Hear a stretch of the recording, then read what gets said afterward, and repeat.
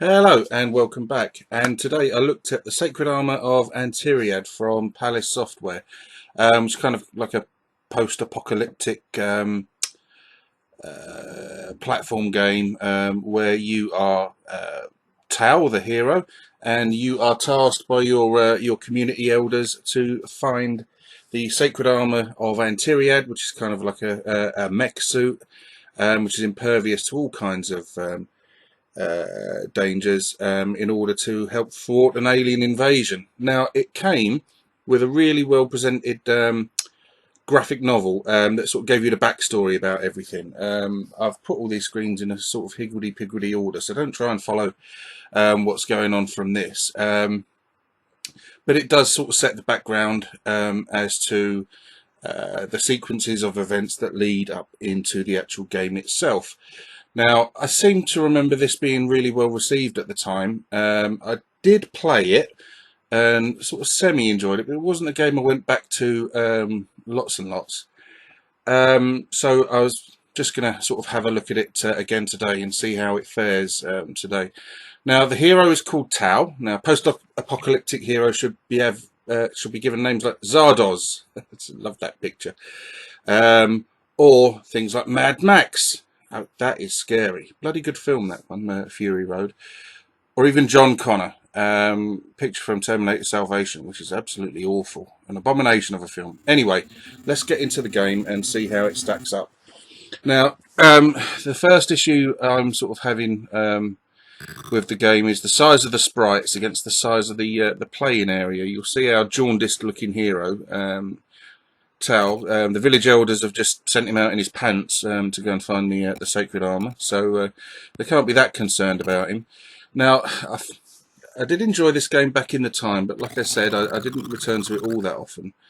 I don't think it's aged particularly well. I find that the sort of graphics too big for the playing area. You see you've got the radiation suit at the bottom, the sort of heads-up display from that takes up a hell of a lot of space, and there is the suit itself up there, and I just find the controls somewhat awkward, especially jumping up and to get into the suit and jumping from ledges, etc., and across gaps.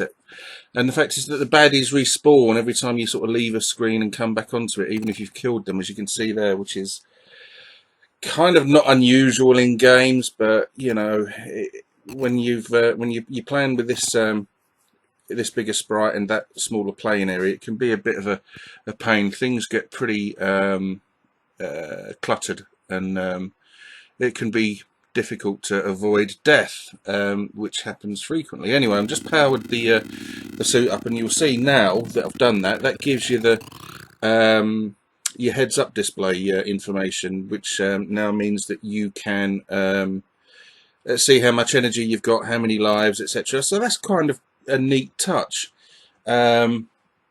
which I don't think I've sort of seen employed before in any other games. Now, bear in mind, it's an alien invasion that he's supposed to thwart. They've sent poor Tal out with a pocket full of stones, and he's got to go out and defeat these massed enemy hordes just by throwing pebbles at them until he can get the various bits and pieces for the Antiriad suit.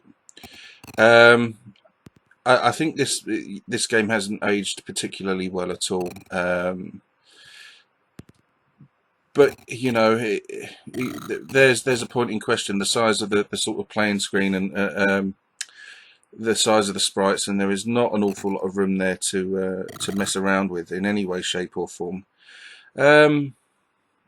Is it a bad game? No, it's not a bad game. It's very well presented, and the package as a whole, together with the graphic novel, the comic, etc., you know, that was there was some real effort put into this game, and like I said, it did review well at the time, but the passage of time hasn't been great to it, I don't think.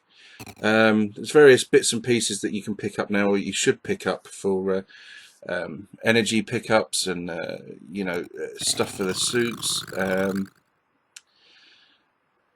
but it's not a very inspiring game. I like to try these games, the ones that I didn't have sort of much experience with back in the day, and just to see how they fare nowadays. And sometimes they do really well. I enjoy them more than I did at the time. Some I enjoy less than I did at the time because they age, and others I just sort of meh. Now it was Palace Software, and it came with there was versions of Antiriad for all the sort of the big three 8-bits at the time: the Amstrad, the Commodore 64, and the Spectrum. And I think it sold okay. I think it reviewed okay. But you see, there's a difficulty spike as well in this game that's not terribly forgiving, and it sort of knackers any will that you might have to return to it time and time again. And you see the sort of the little stones you've got to chuck. You know, it's a bit of a fine art getting them anywhere near where they're supposed to be. Plus, you know, if that's the strength of the alien invasion, these little hoverflies and upside down purple monkeys, I don't really know why the community elders were panicking all that much, you know, and you know, sent Tal out. On the package art, it looks kind of like a sort of Wolverine type fella, but like I said, they've just sent him out to do this dirty work for them, just in his pants, so they didn't even give him time to have some breakfast or anything.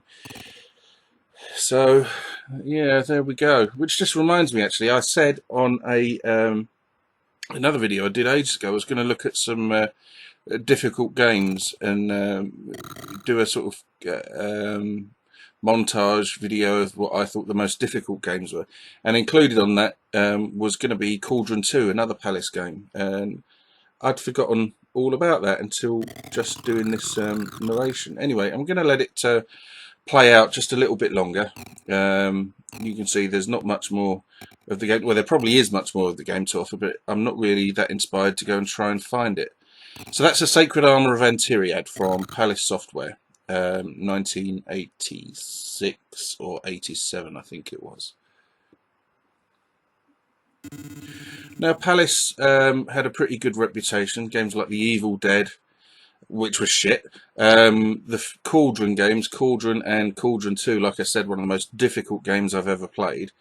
Obviously, they're probably best remembered for the Barbarian games featuring Maria Whittaker from page 3 on the cover, and that gladiator bloke, Wolf. And also a game that I'm going to cover that I really enjoyed called Stiff Lip & Co. Anyway, that's that for this video. Thanks ever so much for watching. I hope you enjoyed it. Take care of yourselves and happy Easter.